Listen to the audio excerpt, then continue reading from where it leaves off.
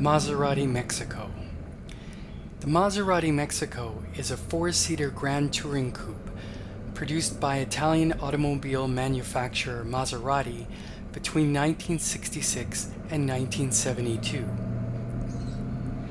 The Mexico name was chosen because a prototype was once owned by Mexican President Adolfo López Mateos. The body of the Maserati Mexico was created by the renowned Italian designer Giovanni Michelotti.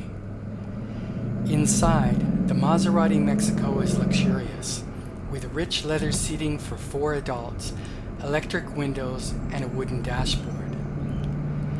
The Mexico also came standard with air conditioning and iodine headlights. This Maserati Mexico has a top speed of over 230 kilometers an hour. It was equipped with a Maserati Quattroporte 4.2-liter V8 engine with 260 horsepower. At the time, its rivals were the Ferrari 365 GT2 Plus 2, the Lamborghini Espada, and the Aston Martin DB6. The Mexico in this video is one of only 485 produced. It was made in 1968 and imported into Japan in 1973. From 1979, this Maserati lay undiscovered in a barn until it was found in 2017.